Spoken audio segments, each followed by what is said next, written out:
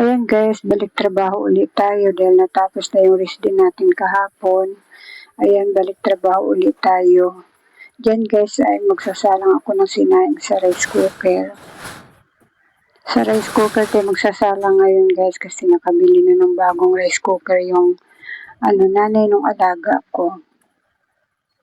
Buti na lang guys at nakabili na ng rice cooker yung nanay nung alaga ko kasi pag sa kalan kasi ako nagsasaing ay medyo tumututong yung sinaing ko. Pag sa rice cooker kasi hindi siya natutong, pati ilalim na kakain mo. At saka pag sa rice cooker guys ay hindi mo na kailangan bantayan. Hindi katulad ng pagsakalan ka na magsasalang, maya-maya ako tingin ng tingin sa sinasalang ko. Pagkatapos ko magsalang sa rice cooker ng sinaing, nagugas naman ako ng pinggan guys. Inugasan ko na yung pinaggamitan ko kasi magpaplansya ako ng uniform ng alaga ko.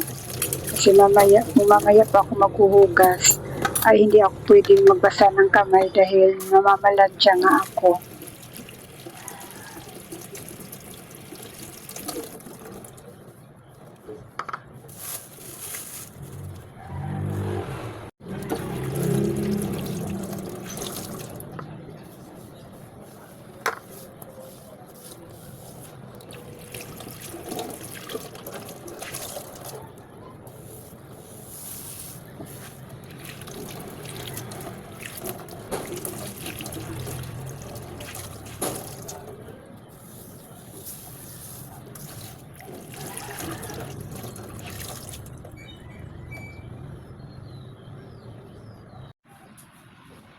Ayan guys, tapos na ako maghugas ng pinggan kaya sinimulan ko na ang pamamalansya ko. Bago ako namalansya guys ay nagluto muna ako ng ulam niya. Nakalimutan kong mag-video kaya hindi ko na napakita sa inyo yung pagluluto ko ng ulam niya. Diyan nga pala guys ay naglipat ako ng pwesto kasi yung pinagsasalpakan ko ng plancha ay medyo malayo. Kaya naglipat ako ng pwesto. Diyan kasi banda guys sa pinuntahan ko ay may extension dyan na sasalpakan nila ng electric fan kaya doon ako banda lumipat.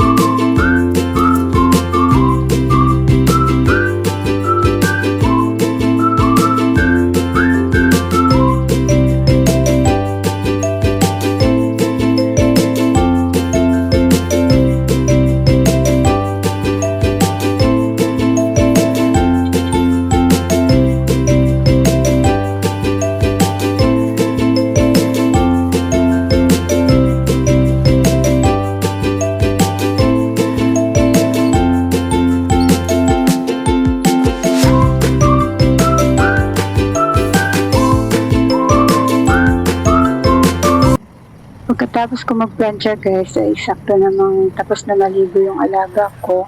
Tinuyuran ko na rin siya kasi aalis na rin naman siya kasi nasa labas na yung kanyang service.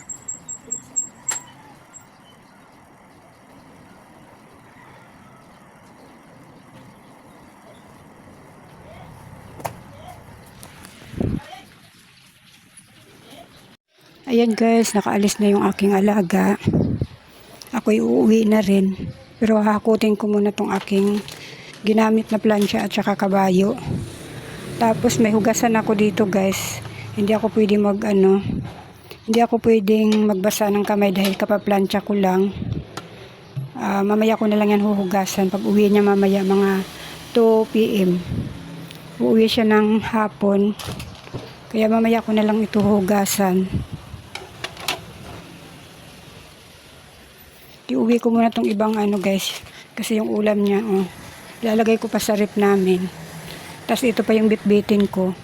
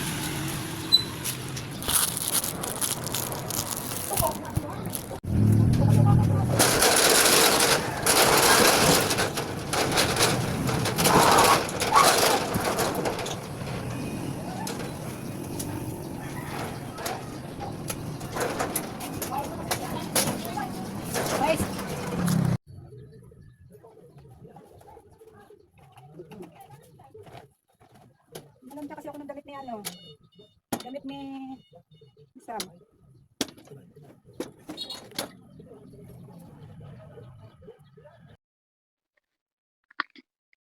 Ayan guys, share ko lang yung aking pinamili kahapon na para sa tindahan.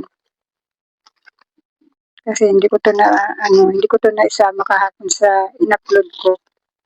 Ayan, nasira na kasi yung paper bag guys. Ito pala unahin ko.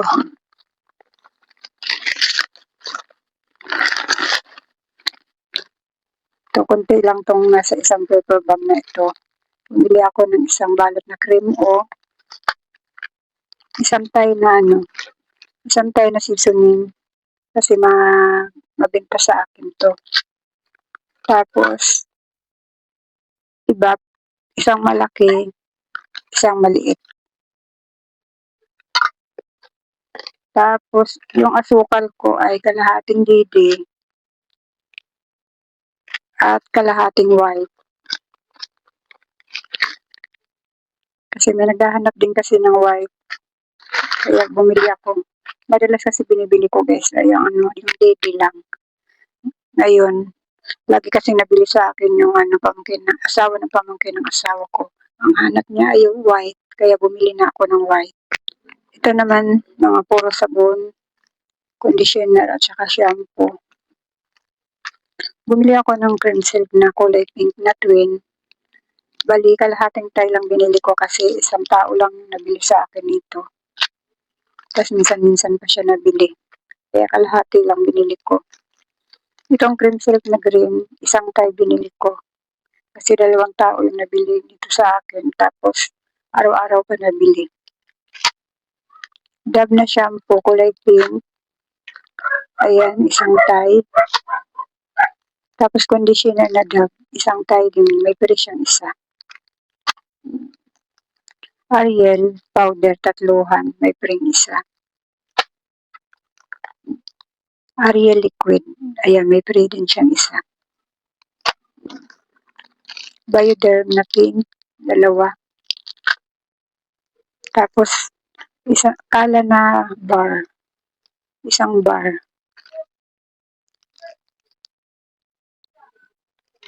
Tapos, kala na may bar, ilan ba ito? 5. Kala na may bar.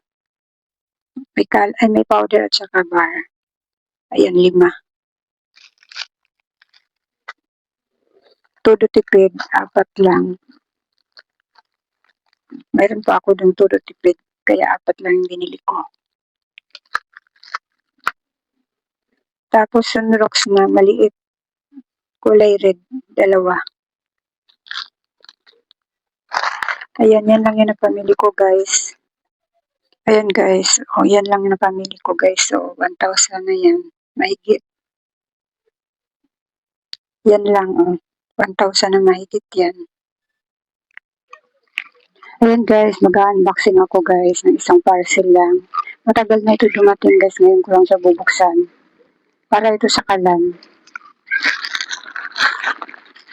Kahapon nagpunta ako ng bayan guys, may nakita naman ako dun sa bayan, bakal naman siya. Titingnan natin kung ano ito.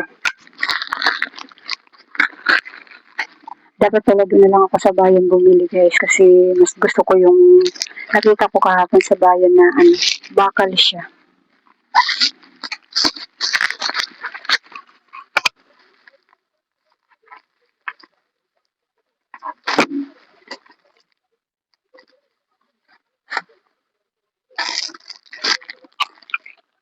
Medyo din siya guys. Para siyang mas maganda yung nakita ko dun sa bayan guys, bakal siya na mabigat siya tapos makapal yung pagkabakal niya. Ito para siyang parang lata lang. Para lang siyang lata. Ito yung pinapatong dun sa guys, yung sakalan. Para yung pag may maliit kang kaldero o kaya kawali, hindi siya na nadudulas. Lang ito bili ko dito at 37, 35.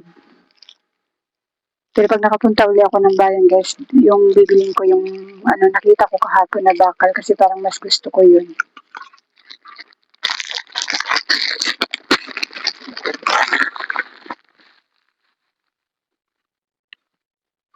Para lang siyang para siyang lata. Para siyang lata.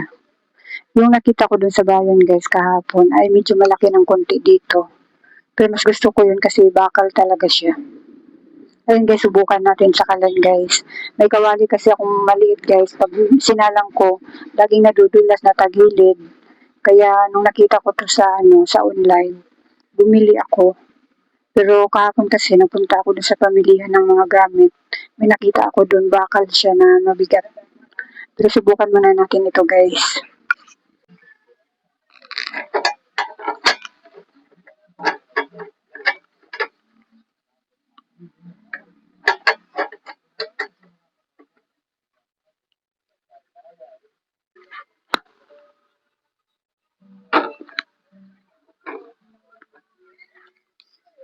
Ayan guys, ayan yung kawali namin na sinasabi ko guys, ayan. Okay din naman siya guys, Pasensya na kayo dun sa kawali namin guys kasi pinagprituhan niya kanina. Nagprito yung anak ko ng manok. Ulam namin ngayon tanghalian. Ayan, okay naman siya gamitin guys.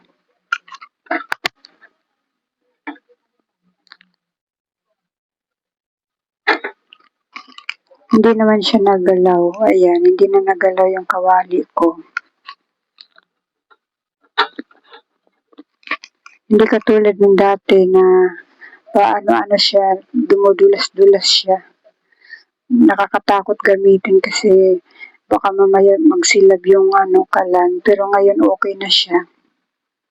Ayan. Okay naman siya guys, gamitin.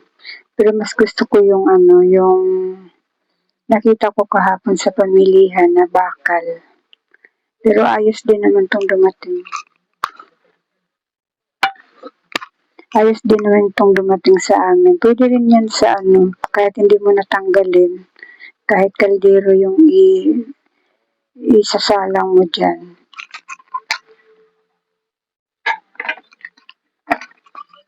Ayan guys, kahit hindi mo na siya tanggalin.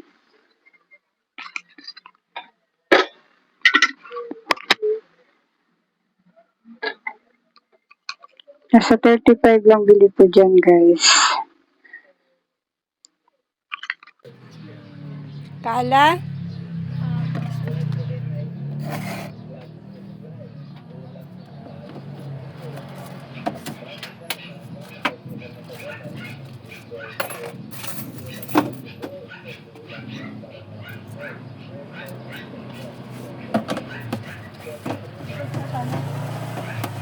Ha? Yung gatas ka sa July 30 na. O, ano to? Ano ang gagawin ko dito? Varia. Babayad sa talong.